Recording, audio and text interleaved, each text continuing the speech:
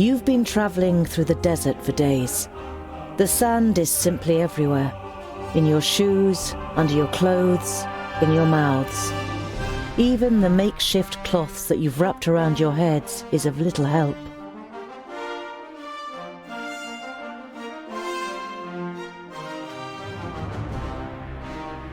With the last of the energy you can muster, you finally leave the 40-mile-wide sandbar that separated you from Ogre's death. It is as if you've passed through an invisible wall when the raging wind and sand suddenly fall silent. In front of you, an enormous massive towers into the sky, the Blue Range. The slopes cast long shadows over Ogre's Death Fortress, which nestles in the spurs of the mountain.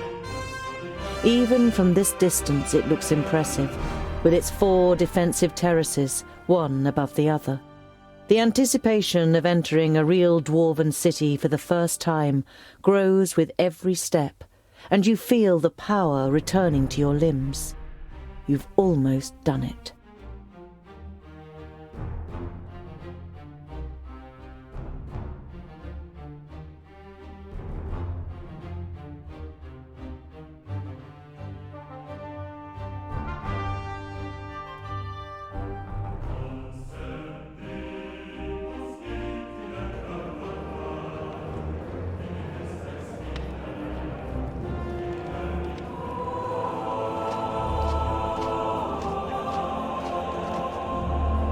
My High King, you have called me to succeed you to the throne. Here I stand before you. Well... Before you are chosen as the successor to the High King, hear, King Gandagar, the challenges that await you. Hordes of orcs are rampaging through the north and the west, and the perished land is stirring. It would seem that the Magi cannot sustain the barriers. This gives us an excellent opportunity to attack the last elves in Alandor. They are weakened. The perished land afflicts them.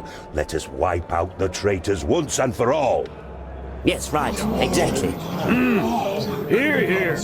Madness. What are you talking about? I do not recognize you, King Gandagar, in what you are saying. The elves are inhabitants of Girdlegard. Has your hatred for them clouded your senses to the point that you wish to ignore the words of our god? Belendelin's gaze falls, as if incidentally, on the King of the Fourthlings' advisor.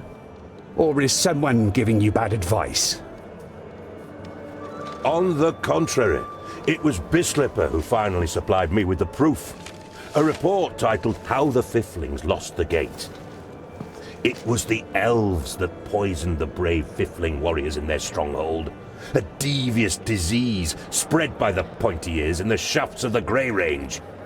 Impossible! I always knew it! Treason! I don't believe They should that. pay for it! To the pointy ears! Enough! Don't be so short-sighted! We are talking about the safety of Girdlegard. We must reach out and forge a large coalition with the elves. Yes, and even with the Thirdlings, if we are to defeat the perished land. My High King, you cannot be serious! Drivel from a dwarf who has grown too old in his post. Are we not here to choose a new High King? We have waited long enough.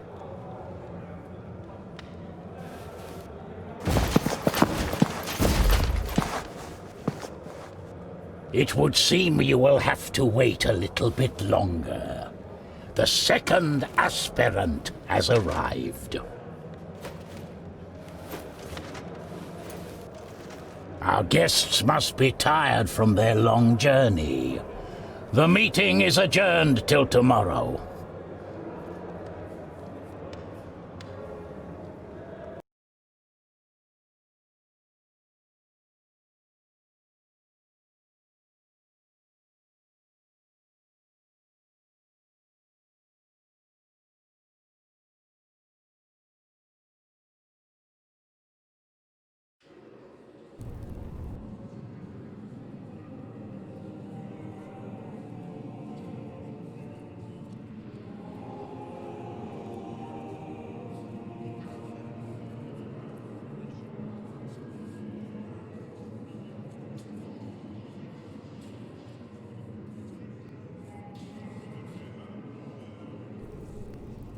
But why do you think that I... Everything will become clear. I've had a room prepared for you. Before you take to your bed, please pay the High King and I a visit in the throne room.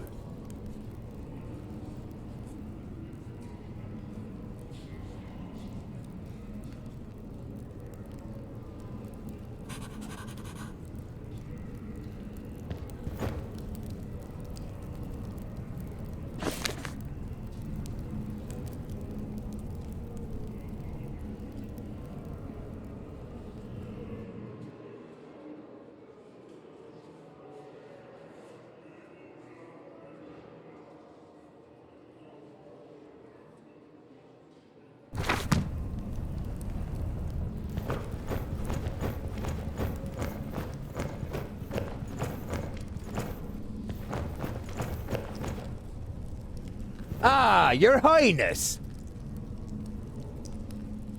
Heir apparent? What do you know? Spit it out. A slight expression of guilt flits briefly across Boindill's face, but he's soon back to his old self. A scholar as High King has something to it. You'll certainly have our votes, that's for sure. Boindall nods in agreement.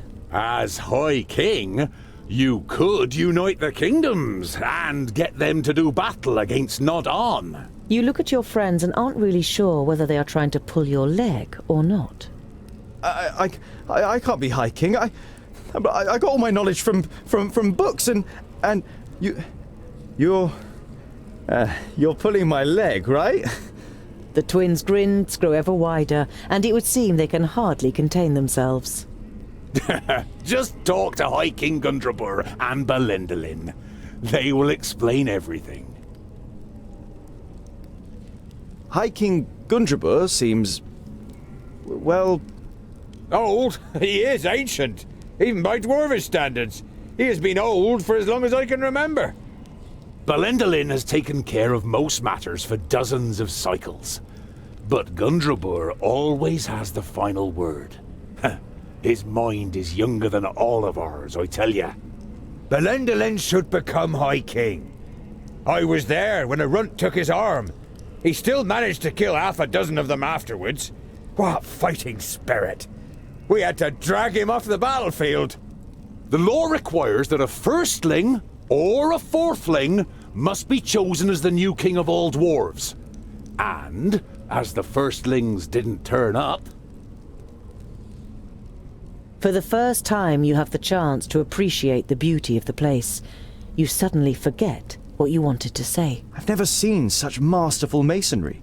To be honest, I didn't even know that stone could be worked in such a way. Ha ha ha! The secondlings are the best masons of all the kingdoms. That's how Fracas made us. Well, he made some of us into warriors too. Boindall glances at his brother, and he laughs with satisfaction while looking around the hall himself. I think I'll continue to look around. Don't get lost. And tonight, we will finally drink a lovely dark ale in the glowing anvil.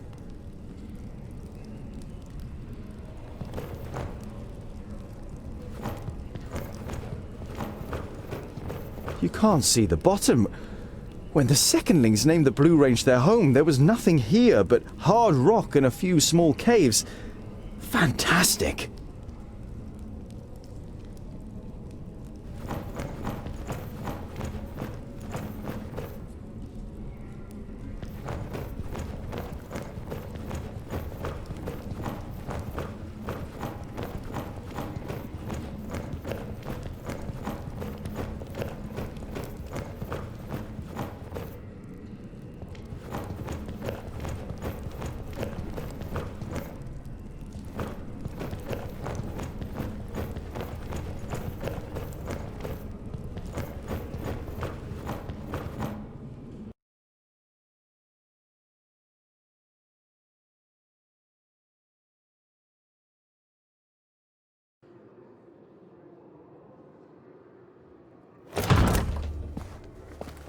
Andakai, what is it?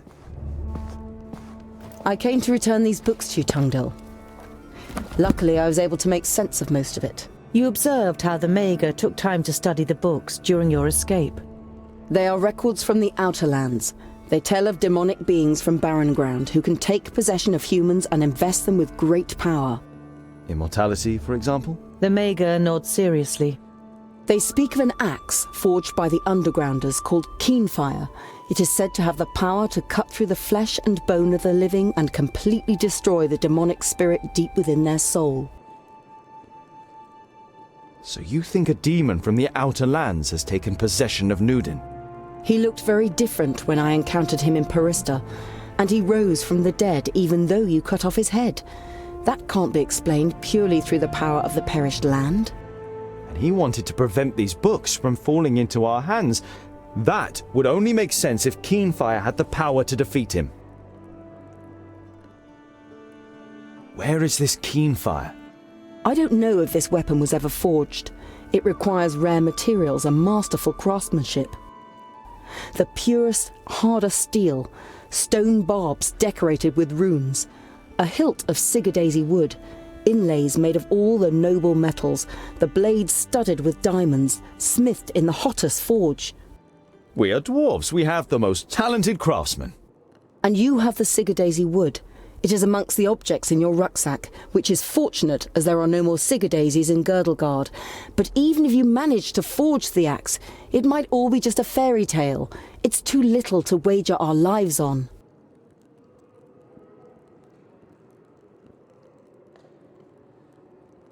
Do you know these undergrounders?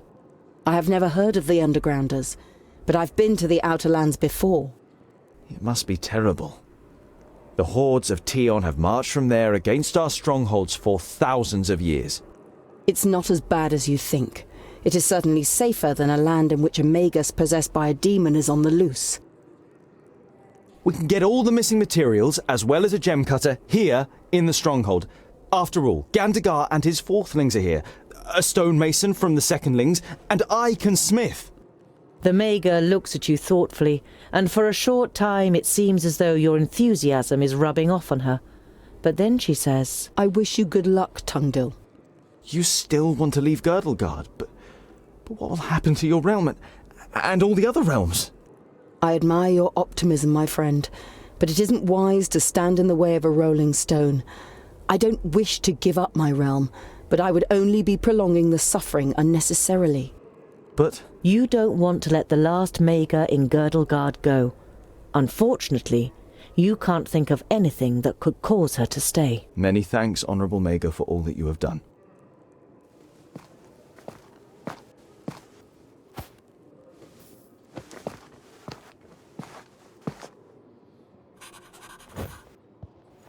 A variety of cheeses, pickled cave mushrooms, toasted vault moss, and some smoked sausage. Mmm. The intense smell of the cheese makes your mouth begin to water.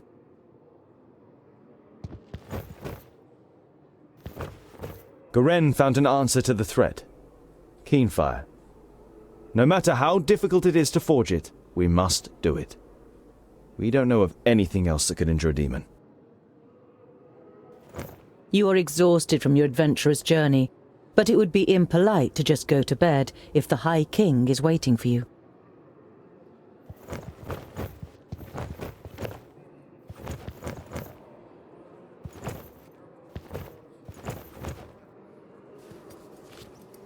Sigadaisy wood. Very rare. I guess Lot Yonan wanted it to examine or experiment with.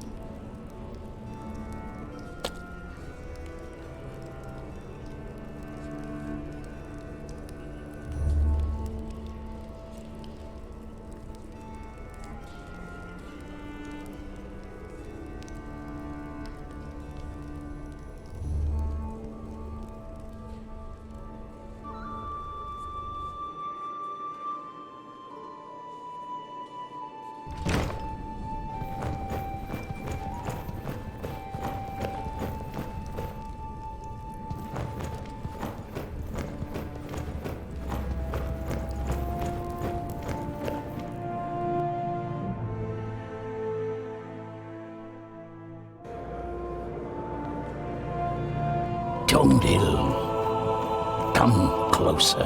The power that the old High King radiated when he called the assembly to order has drained away from him. His body is sunken in the throne, but his eyes are alert and interested as he looks at you. The lost son returns to his people. Thank Vracus. Tell us what you learned on your journey. You describe your adventure down to the smallest detail. Neither the king nor his advisor interrupts you. From time to time they nod, as though they were already aware of certain facts. Their brows become more furrowed with every passing minute. When you are finished with your story, you also have some questions.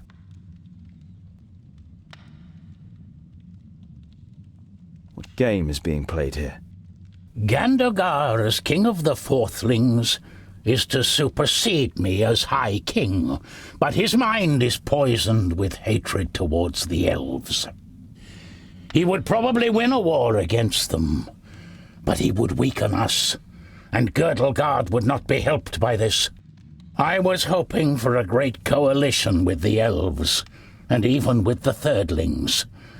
I would have given anything to start the negotiations.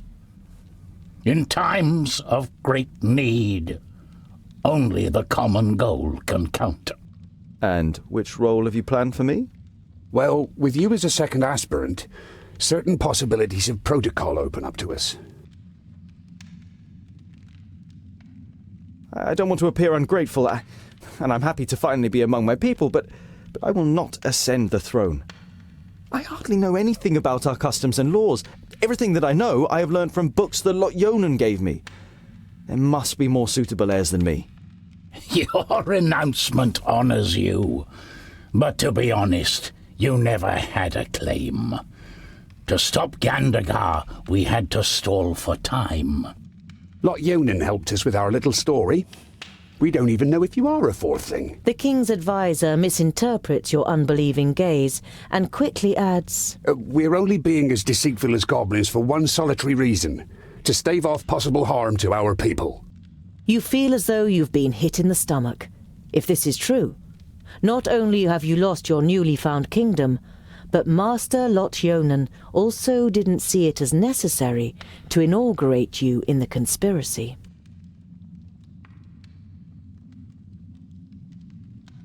Your plan has a flaw. Even if I were to line up, I couldn't win. No one on the council will vote for me. You don't have to win. Belendolin points to the Steelies in the throne room. It's written in our laws that the High King can oppose an heir if he isn't elected unanimously. He can then demand a duel or a contest in order to determine the winner. Such a contest could take weeks, if not months, and it would win us some time. Why is Gandagar so full of hatred towards the elves? His father and brother were murdered by elves. At least that's what's claimed.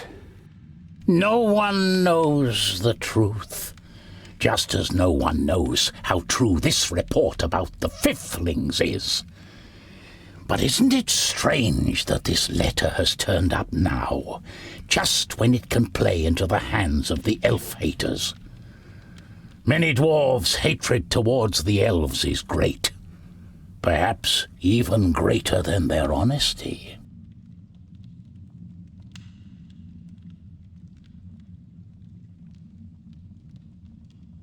What kind of contest would you have us compete in? Gandagar is surely superior to me in many things. Everyone in the council will write a task on a piece of paper, and from them the contest will be drawn. And this only once you have made a speech and have won over as many as possible in the council to your side. The more sympathetic the council is towards you, the higher the chances of a contest that fits your abilities. Speech? You're beginning to like this whole thing less and less. I understand why you want to prevent a High King Gandagar. You will be blind to our real problems. Gandagar's only liability is that he lets Bislipper whisper dark thoughts in his ear. The advisor is the problem, not the king. A problem that I am fortunate enough not to have. The High King smiles weakly at his advisor. Gandagar is a good dwarf and a good king, and I am certain he could also be a good High King if he was free of Bislipur's lies and false advice. Is this really the best for our people?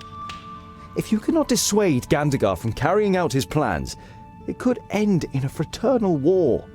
Don't worry. We'll open up his eyes and he will recognize the malice of his feigned friend. We just need time, and you must gain it for us. All right then. I am ready to do it. But I will need all of your support. You can be certain of it, Tungdil. Belendalin smiles at you encouragingly. You say Andakai may have found a way to defeat Nodon, and she suspects that the Magus is possessed by a demon from the outer lands. It may be possible to kill this demon with an axe called Keenfire. I have commissioned armor that is worthy of a prince. It will be delivered to your chamber by sunrise. You say goodbye with a queasy feeling in your stomach. You always thought that you were articulate, but the prospect of having to make a speech in front of the large council doesn't exactly fill you with elation.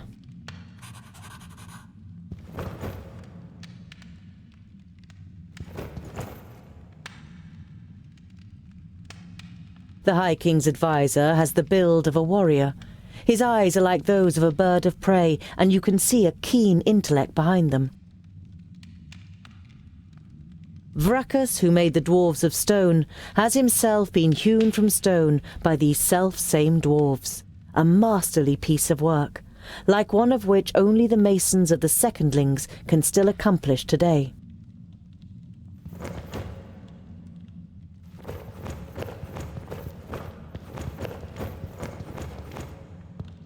The coal fire is lit when the kingdoms meet for council. It has lain dormant much too long, until it was finally lit again a few days ago.